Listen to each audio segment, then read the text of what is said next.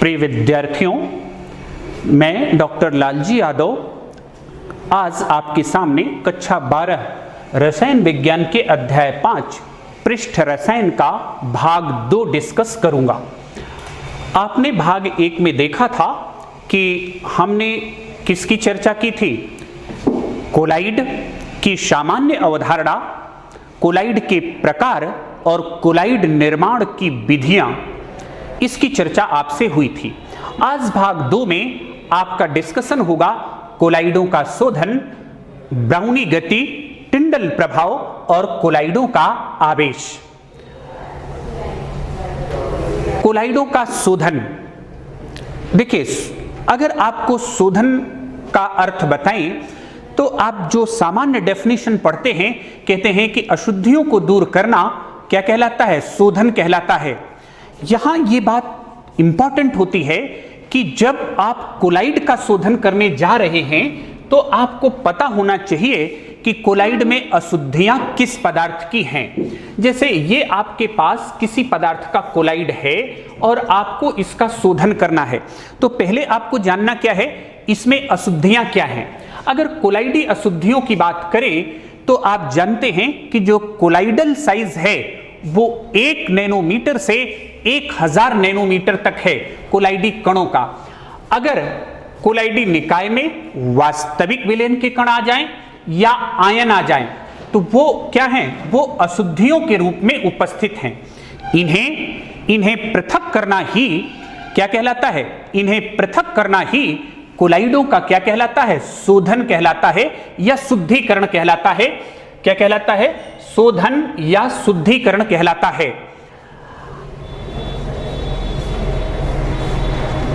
अब अगर आप शोधन की बात करें तो कोलाइडों के शोधन की पहली विधि है और इस पहली विधि को हम क्या कहते हैं?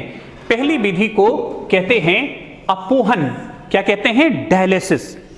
बच्चों, हम आपको अपोहन को डिस्कस करें उसके पहले हम आपसे एक क्वेश्चन करते हैं। कहते हैं कि शरीर का कौन सा अंग अगर अपना सामान्य काम ना करे तो डायलिसिस करानी पड़ती है? क्या उत्तर आपको पता है? उसका उत्तर है किडनी। अगर किडनी अपना सामान्य काम ना करे तो हमें डायलिसिस करानी पड़ती है।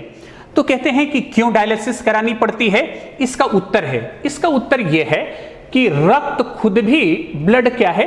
कोलाइड है। जब ये किडनी में जाता है तो यहां फिल्ट्रेशन होता है। तो फिल्ट्रेशन में क्या होता है कि ब्लड में जो वास्तविक विलयन के कण हैं, जैसे घुली हुई यूरिया है, तो वो वहां क्या हो जाती है? फिल्टर हो जाती है और यूरिन के साथ बाहर निकल जाती है। लेकिन अगर किडनी अपना फंक्शन करना बंद कर दे या उतना अच्छा फंक्शन ना करे तो क्या होगा? वो जो अशुद्धियां हैं वो रक्त के साथ पूरे शरीर में फैलेंगी। तो उसी से हम जोड़ते हैं इस अपोहन को। कहते हैं कि अपोहन विधि का सिद्धांत क्या है? जो शोधन की अपोहन विधि है उसका सिद्धांत, अगर आप उसका सिद्धांत समझें तो सिद्धांत यही है। अभी हम लोग देख रहे थे कि ये जो पार्चमेंट मेम्ब्रेन होती है, पार्चमेंट मेम्ब्रेन से कोलाइडी कण विसरित नहीं होते। लेकिन अगर वास्तविक विलयन के कण हैं, वास्तविक विलयन के कण का मतलब क्या हुआ? जिनका साइज कोलाइडी कणों से छोटा है। अगर उस साइज के कण हैं तो वो पार्चमेंट झिल्ली से क्या करते हैं? वो पार्चमेंट झिल्ली से बाहर निकल जाते हैं। इसी आधार पर हम कोलाइड का शोधन करते हैं। जैसे यहां आपको एक फिगर दिखाया गया है और ये इस फिगर में क्या है? इस फिगर में ये लिखा है डायलाइजिंग मेम्ब्रेन। ये पार्चमेंट मेम्ब्रेन है और इस पार्चमेंट मेम्ब्रेन में हम किसको लेंगे? इम्प्योर कोलाइड को। और ये वाटर, ये दोनों सिरों पर आपको दिख रहा है कि इसमें क्या प्रवाहित करते हैं? जल की धारा प्रवाहित करते हैं। तो जल की धारा के प्रवाह से क्या होता है कि जो वास्तविक विलयन के कण हैं वो मेम्ब्रेन से बाहर निकल जाते हैं, जल में आ जाते हैं और कोलाइड का क्या हो जाता है? शोधन हो जाता है। तो सीधा सा अगर आप समझने की बात करें तो बात तो यही आई कि पार्चमेंट झिल्ली द्वारा कोलाइडी कण विसरित नहीं होते, किंतु इसमें वास्तविक विलयन के कण या कुछ आयन बाहर निकल जाते हैं। विसरित होने का मतलब बाहर निकल जाते हैं। तो इससे हमारा कोलाइड क्या हो जाता है, इससे हमारा कोलाइड शुद्ध हो जाता है। तो ये कोलाइड के शोधन की अपोहन विधि थी। आप जानते हैं कि विधि में कुछ लिमिटेशन भी होता है। लिमिटेशन का मतलब जैसे कुछ सीमाएं होती हैं। यहां आपके सामने एक डिस्कशन है, ये आपके सामने लिखा गया है वैद्युत अपोहन। तो कहते हैं कि दो बातें आई कि वैद्युत अपोहन होता क्या है, और दूसरा जब हमारे पास अपोहन विधि थी तो वैद्युत अपोहन की जरूरत क्या पड़ी। दोनों बातों का उत्तर देखिए। देखिए, जो आप अपोहन विधि देख रहे थे उसमें क्या होता था कि अगर अशुद्ध के रूप में आयन होते थे तो वो पार्चमेंट मेम्ब्रेन से बहुत धीरे धीरे निकलते थे। लेकिन अगर वैद्युत अपोहन यूज करें तो वैद्युत अपोहन से आयनिक पदार्थ बड़ी शीघ्रता के साथ क्या कर जाते हैं, निकल जाते हैं। कैसे निकल जाते हैं, बड़ी शीघ्रता के साथ निकल जाते हैं। तो वैद्युत की उपस्थिति में अपोहन क्या कहलाता है, वैद्युत अपोहन कहलाता है, या वैद्युत द्वारा अपोहन करना क्या कहलाता है, वैद्युत अपोहन कहलाता है। इस वैद्युत अपोहन को आपको इस फिगर में दिखाया गया है। इस फिगर में क्या दिखाया गया है कि जैसे आपको यहां कैथोड और एनोड, ये कैथोड और एनोड दो दिखाया गया है। तो ये आपका कोलाइड है। तो कोलाइड में होगा क्या, कोलाइड को ये उसी तरह की पार्चमेंट मेम्ब्रेन है, दोनों ओर आप इलेक्ट्रोड लगा देंगे तो जो इलेक्ट्रोलाइट के अशुद्ध के रूप में जो इलेक्ट्रोलाइट है उसके धनायन किधर जाएंगे, धनायन कैथोड की ओर, और ऋणायन किधर जाएंगे, एनोड की ओर। क्योंकि एनोड को क्या मानते हैं, एनोड को ये मानते हैं पॉजिटिव पोल, और कैथोड को क्या मानते हैं, नेगेटिव पोल। तो कोलाइड में जो ऋणायन है वो किधर जाएंगे, एनोड की ओर, और जो धनायन है वो किधर जाएंगे, कैथोड की ओर। तो आप बताएं, आपने अपोहन और विद्युत अपोहन में क्या देखा। अपोहन मंद गति से होता है लेकिन विद्युत अपोहन तीव्र गति से होता है।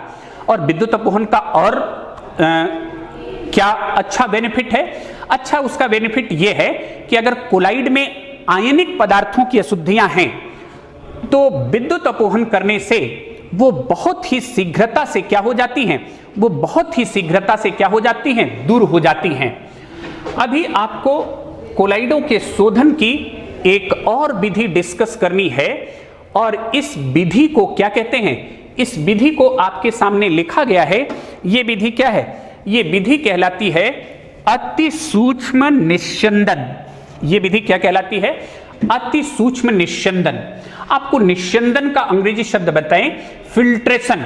फिल्ट्रेशन का मतलब क्या है, जैसे फिल्ट्रेशन का मतलब यह है कि ये आपके पास, जैसे आप सामान्य विधियां, कोई आपके पास या प्रयोगशालाओं का फिल्टर पेपर है, उससे आप किसी को पास करा दें, यही घटना क्या कहलाती है, फिल्ट्रेशन। जैसे आप एक का ये फिल्टर पेपर है, आप उससे किसी भी, जैसे कोलाइड है या विलेन है, उससे पास करा दें तो वही घटना क्या कहलाती है, फिल्ट्रेशन, जिसको हिंदी में क्या कहते हैं, निस्यंदन। तो कहते हैं कि हमको कोलाइड से अशुद्धियों को दूर करना है। कैसी अशुद्धियां, जो कोलाइडल साइज से छोटी हैं। कोलाइडल साइज हमने आपको पिछले लेक्चर में बताया था 1 नैनोमीटर से 1000 नैनोमीटर है। तो जब आप फिल्ट्रेशन करेंगे तो कहते हैं कि इसमें क्या यूज करते हैं, फिल्टर पेपर। अगर इतना ना समझें, एक पॉइंट में हम आपको सिद्धांत बता दें। कहते हैं कि फिल्टर पेपर से कोलाइडी कण निकल जाते हैं, लेकिन अगर हम अल्ट्रा फिल्टर पेपर बनाएं, अति सूक्ष्म फिल्टर पेपर बनाएं, तो उससे कोलाइड निकलेंगे नहीं, पास नहीं होंगे, लेकिन कोलाइड से जो छोटे साइज के कण होंगे वो क्या हो जाएंगे, पास हो जाएंगे। तो डेफिनेशन आ गई कि अल्ट्रा फिल्टर पेपर द्वारा अगर आप कोलाइड का इम्प्योर, अशुद्ध कोलाइड का फिल्ट्रेशन कर दें तो यही क्या कहलाता है, अल्ट्रा फिल्ट्रेशन कहलाता है। क्या कहलाता है, अल्ट्रा फिल्ट्रेशन। क्या कहलाता है, अल्ट्रा फिल्ट्रेशन कहलाता है।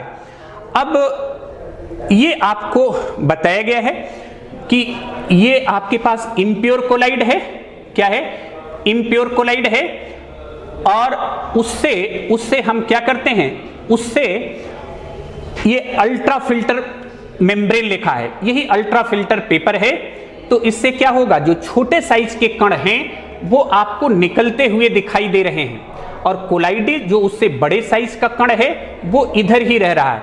तो आपका कोलाइड अशुद्धियों से दूर हो गया।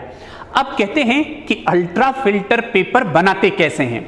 अल्ट्रा फिल्टर पेपर बनाने के लिए बात आती है कि वही आपका निस्यंदक या फिल्टर पेपर है, अगर आप उसको कोलोडियान से क्या कर दें, इंप्रेग्नेटेड कर दें, कोलोडियान से उसको संपर्क में ला दें, तो होता क्या है, जो पोर रहते हैं फिल्टर पेपर के वो क्या हो जाते हैं, छोटे हो जाते हैं, जिससे कोलाइडी कण तो पास नहीं हो पाते, लेकिन उससे छोटे साइज के कण क्या हो जाते हैं, पास हो जाते हैं। पास होने का मतलब क्या हुआ, पास होने का मतलब हुआ बाहर निकल जाते हैं। अब आप कहेंगे कि कोलोडियन क्या है। कोलोडियन ये है, आप देखते हैं ये लिखा हुआ है कोलोडियन एल्कोहल एवं ईथर मिश्रण।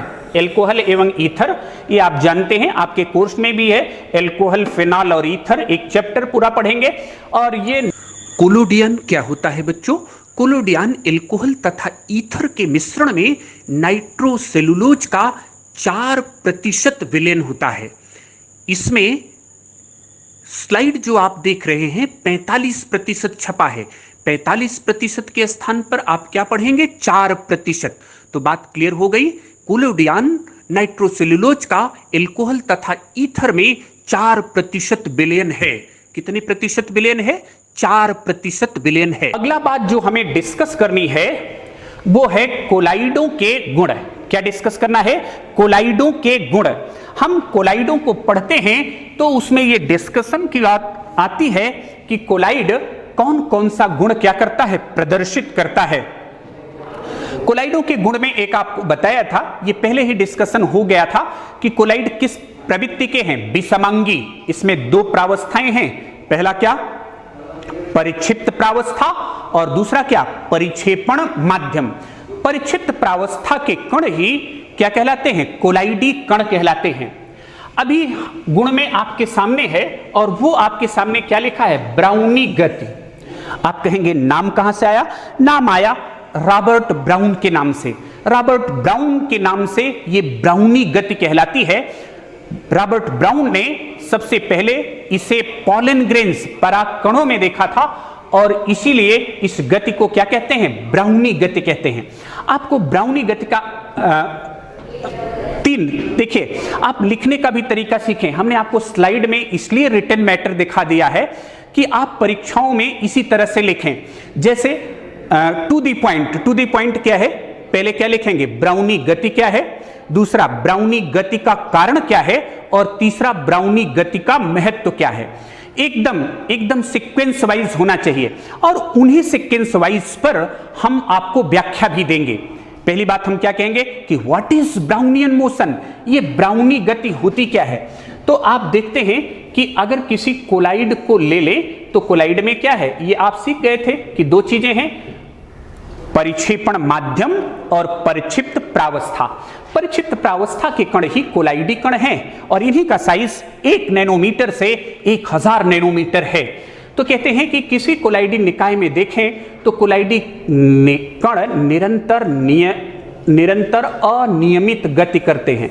इसको हम कहते हैं, एक नाम देते हैं, वो अच्छा नाम है, जिगजैग मोशन। अनियमित गति करते हैं। तो कोलाइडी कणों की निरंतर अनियमित गति ही किस नाम से जानी जाती है, कोलाइडी कणों की निरंतर अनियमित गति ही ब्राउनी गति कहलाती है। क्या कहलाती है, ब्राउनी गति कहलाती है।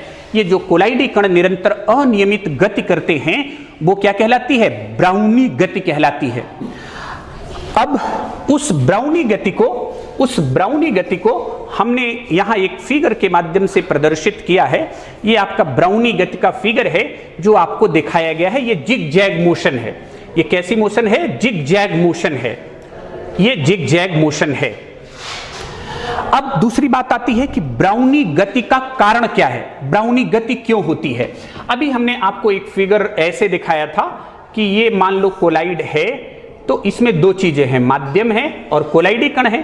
तो कहते हैं कि माध्यम के कण निरंतर क्या रहते हैं, गतिशील रहते हैं, और वो कोलाइडी कणों से क्या करते हैं, टकराते हैं। और जब कोलाइडी कणों से टकराते हैं तो इन्हें इधर उधर क्या कर देते हैं, विक्षेपित कर देते हैं। इन कणों से जैसे ही माध्यम के कण टकराएंगे इन्हें इधर उधर क्या कर देंगे, विक्षेपित कर देंगे। और विक्षेपित कर देंगे तो इनमें कैसी पाई जाएगी, इनमें जो पाई जाएगी वो कैसी मोशन पाई जाएगी, ये जिग जैग मोशन पाई जाएगी। और ये उसका स्पष्टीकरण ये आपको दिया है कि गतिशील माध्यम के कण कोलाइडी कणों से क्या कर रहे हैं, टकरा रहे हैं और इन्हें निरंतर क्या कर रहे हैं, इन्हें निरंतर विक्षेपित कर रहे हैं। अब आप तीसरा पॉइंट आए और तीसरे पॉइंट में क्या है, आपको डिस्कस करना है कि ब्राउनी गति का महत्व क्या है। देखिए, हम कोलाइडी निकाय को बनाते हैं। अभी आप कहेंगे कि आप कोलाइडी निकाय बनाते हैं तो इसका महत्व क्या है, इसका उपयोग क्या है। इसका उपयोग हम भाग 3 में आपके सामने डिस्कस करेंगे। अभी तो हम गुण देख रहे हैं, इसी के बाद वाले भाग में डिस्कस करेंगे। तो कहते हैं कि ब्राउनी गति का महत्व क्या है। ब्राउनी गति का महत्व यह है कि जैसे ब्राउनी गति होने से क्या होता है कि अगर कोलाइडी कण निरंतर गतिशील हैं तो वो क्या करेंगे, ऐसे गति करते रहते हैं निरंतर। अगर गति ना करें तो एक संभावना ये रहती है कि वो परस्पर मिलकर के नीचे बैठ जाएं, और नीचे बैठ जाएं तो ये कोलाइड का अस्तित्व क्या हो जाएगा, कोलाइड का अस्तित्व क्या हो जाएगा, खत्म हो जाएगा, समाप्त हो जाएगा। तो दो चीजें आप याद रखना, ब्राउनी गति और कोलाइडों का आवेश, ब्राउनी गति और कोलाइडों का आवेश कोलाइड के अस्थायित्व के लिए क्या है, कोलाइड के अस्थायित्व के लिए क्या है, उत्तरदायी है। कोलाइड के अस्थायित्व के लिए उत्तरदायी है। अब एक बहुत महत्वपूर्ण प्रभाव की हम आपके सामने चर्चा करेंगे, टिंडल प्रभाव। टिंडल प्रभाव, अगर हम आपसे बच्चों कहें कि क्या आपने कभी टिंडल प्रभाव देखा है, हम सारी चीजें बताएंगे। उन 3 बिंदुओं की चर्चा करेंगे। पहला बिंदु क्या होगा, व्हाट इज टिंडल इफेक्ट, टिंडल प्रभाव है क्या, टिंडल प्रभाव का कारण क्या है, टिंडल प्रभाव का महत्व क्या है। आप कभी देखते हैं कि जैसे रोशनदान से जब प्रकाश कमरे में प्रवेश करता है तो आपको देखता है ऐसे जैसे लगता है चमकीली रस्सियां बन गई हैं। या अभी आप हमसे वर्चुअल क्लासेस से जुड़ रहे हैं, अब ये टर्म आपके सामने आते हैं कि जब प्रोजेक्टर से प्रकाश पर्दे पर गिरता है तो मार्ग में अनेक कण तैरते हुए दिखाई देते हैं। यही टिंडल प्रभाव है, यही टिंडल प्रभाव का क्या है, उदाहरण है। यही टिंडल प्रभाव का क्या है, उदाहरण है। अब इसको समझने के लिए कहते हैं कि जब प्रकाश का तीव्र किरण पुंज अंधेरे में रखे कोलाइडी निकाय से प्रवाहित किया जाता है तो कोलाइडी निकाय में किरण पुंज का पथ क्या होता है, किरण पुंज का पथ प्रदीप्त होता है। प्रदीप्त होने का मतलब चमकीला होता है और एक चमकीला शंकु बन जाता है। इस शंकु को क्या कहते हैं, टिंडल शंकु। और इस घटना को क्या कहते हैं, इस घटना को टिंडल प्रभाव, टिंडल वैज्ञानिक का नाम है। लेकिन अगर वास्तविक विलयन में देखें तो वास्तविक विलयन में टिंडल प्रभाव दिखाई नहीं देता। यह केवल किसमें दिखाई देता है, कोलाइडी निकाय में दिखाई देता है। तो कहते हैं कि वास्तविक विलयन में टिंडल प्रभाव क्यों नहीं दिखाई देता। हमने पहले लेक्चर में द्रव विरोधी और द्रव स्नेही की चर्चा की थी। तो कहते हैं कि द्रव विरोधी कोलाइडों में टिंडल प्रभाव ज्यादा स्पष्ट होता है, किसकी तुलना में, द्रव स्नेही की तुलना में। हम सब के कारण की चर्चा करेंगे कि ऐसा क्यों है। अभी यहां आप देखें, ये वास्तविक विलयन ट्रू सॉल्यूशन दिखाया गया है और ये क्या है, ये कोलाइड दिखाया गया है। और जब प्रकाश का तीव्र किरण पुंज जाता है, ये डार्क है, अंधेरा है, दोनों अंधेरे में रखे हैं और हम साइड से लाइट दे रहे हैं, यहां तो कुछ नहीं हो रहा है। लेकिन यहां आप देखें कि ये कोण बन रहा है ना। तो ये टिंडल शंकु, और यही घटना क्या कहलाती है, यही घटना टिंडल प्रभाव कहलाती है। तो अब हम देखेंगे कि टिंडल प्रभाव का कारण क्या है। हमें यह देखना है कि टिंडल प्रभाव का कारण क्या है। देखिए, एक प्रश्न आपके सामने आता है कि आकाश नीला क्यों दिखाई देता है। ये बच्चों से सवाल आता है कि आकाश नीला क्यों दिखाई देता है, तो वहां आपके सामने ये आता है कि प्रकाश के प्रकीर्णन के कारण। दूसरा सवाल आता है कि सिग्नल लाल क्यों बनाया जाता है, उसका उत्तर आप देते हैं क्योंकि लाल रंग का प्रकीर्णन सबसे कम होता है, इसलिए सिग्नल कैसा बनाया जाता है, लाल बनाया जाता है। तो हमने आपसे किसकी चर्चा की, प्रकाश के प्रकीर्णन की चर्चा की। और विद्यार्थियों आप समझें कि टिंडल प्रभाव कोलाइडी कणों द्वारा प्रकाश का प्रकीर्णन होने से होता है। टिंडल प्रभाव कैसे होता है, कोलाइडी कणों द्वारा।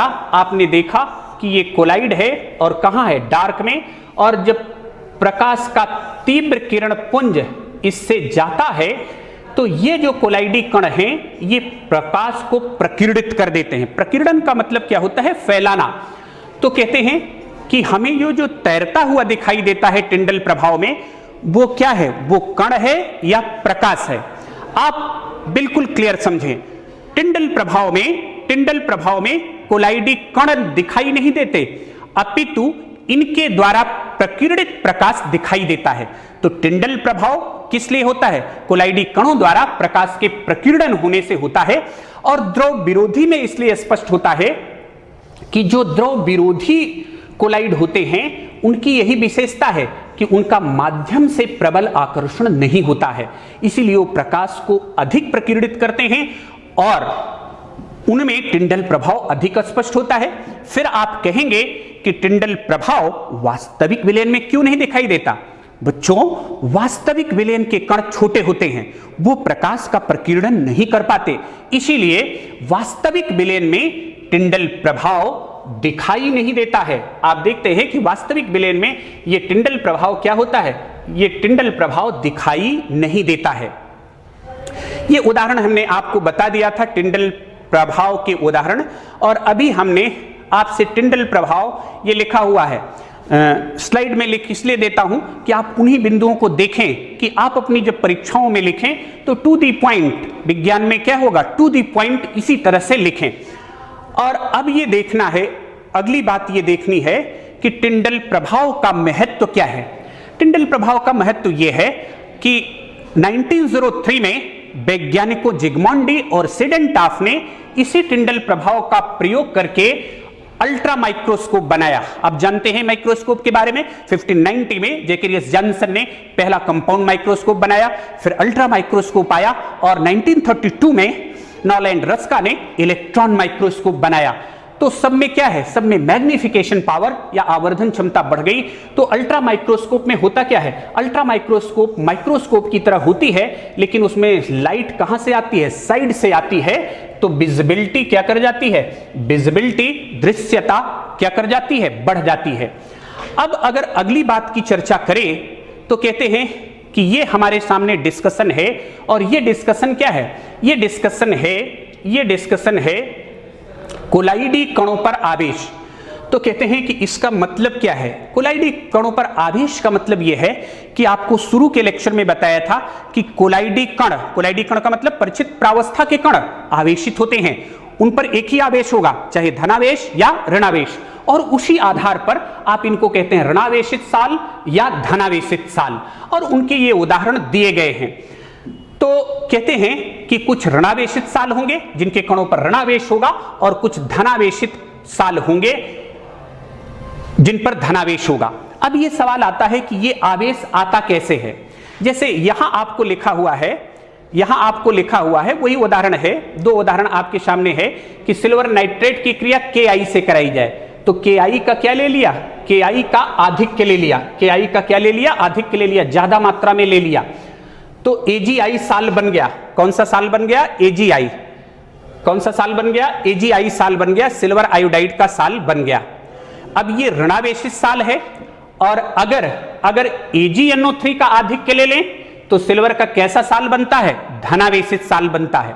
ऐसा क्यों हो गया, देखिए कोलाइडी कण क्या करते हैं, कोलाइडी कण जब आप उनको बनाते हैं तो वो माध्यम से आयनों को क्या करते हैं, अपनी सतह पर सेलेक्टिवली चयनात्मक अधिशोषण करते हैं, और इससे वो एक लेयर बनाते हैं जिसे क्या कहते हैं, जिसे आवेश का प्राथमिक स्तर कहते हैं। और इसे संतुलित करने के लिए विपरीत आवेशित आयनों का एक स्तर उनके चारों ओर और बन जाता है, जिसे द्वितीयक स्तर कहते हैं। तो कहते हैं कि हम कौन सा चार्ज कोलाइडों पर मानेंगे बच्चों? जो प्राइमरी लेयर का चार्ज है, जो प्राथमिक स्तर का चार्ज है, वही कोलाइडी कणों का आवेश होता है। अगर इसको हम आपको और स्पष्ट करें तो देखिए, जैसे यहां लिखा है आपके पास सिल्वर नाइट्रेट है, उसकी रिएक्शन आपने पोटेशियम आयोडाइड से कराई, तो आपको साल किसका बना? सिल्वर आयोडाइड का। अब देखिए सिल्वर नाइट्रेट में कौन कौन सा आयन है? सिल्वर नाइट्रेट में Ag+ आयन है, NO3- आयन है, और Ki कम है तो K+ है, I- आयन है। जैसे ही आपका सिल्वर आयोडाइड साल बना, किसकी अधिकता है? ये इसी में से क्या अपनी चयनात्मक अधिशोषण किसका करेगा? या तो Ag का या तो I का, और ज्यादा कौन सा है? Ag+। क्यों?